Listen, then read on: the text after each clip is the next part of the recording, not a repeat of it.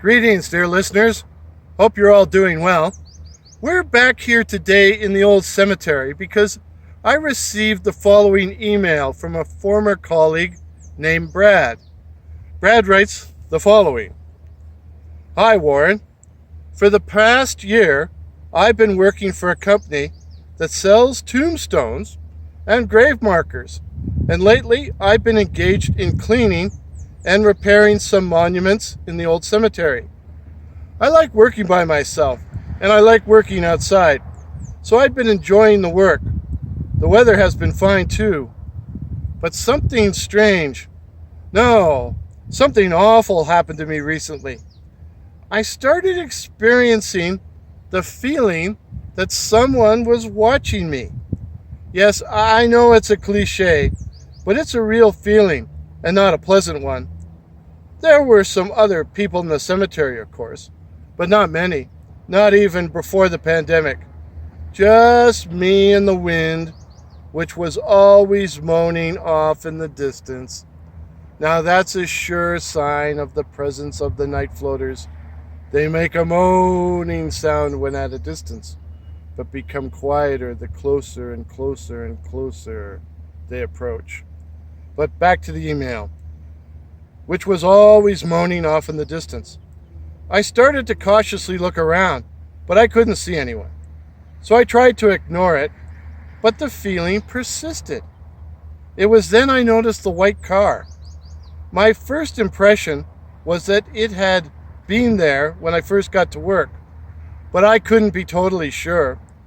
I continued my work, as it was already afternoon, and I noticed the white car was still there at quitting time.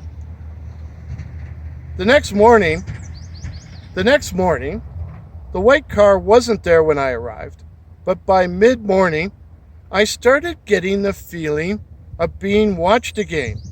And sure enough, the white car was back. It was an old Saturn Ion. Don't know what year. I usually eat my lunch on site, but today I took off and went and sat in Pepsi Park to eat it. The car was still there when I got back, but I tried to ignore it and went back to work. But the feeling of being watched persisted. The cemetery seemed unusually deserted. Just me and whoever was in the white car. It was quiet too, except for that moaning sound in the distance. As it got closer to quitting time, I decided to give the old Saturn a closer look. But when I looked directly at it, I couldn't see anyone inside.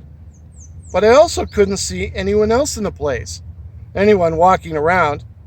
I did notice the driver's side window was wide open, which I thought was pretty strange if there was no one around or no one around the car. I walked over to it and looked in, and at first I didn't see anything. Then I looked in the back seat. Then a body was lying there under an old blanket.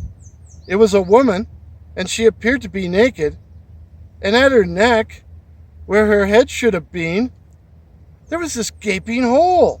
She had no head. Had she been murdered?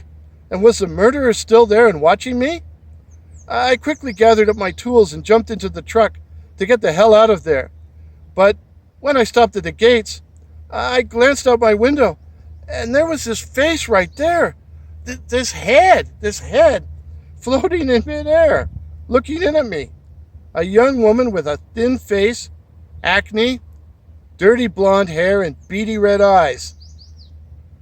I think she was trying to smile at me. I hit the gas in sheer panic and narrowly avoided getting creamed by a transport truck. When I got back to the shop, I told the boss an edited version of what happened, that I felt someone was watching me and that I was too creeped out to go back there. Too creeped out to go back. So the boss himself finished up there yesterday and didn't see the white car or anything out of the ordinary. So maybe she's gone. I'll be going back to the cemetery next week, and I'll let you know if anything else strange happens. I didn't believe in the night floaters, but now I know they are real and I'm on my guard. Brad.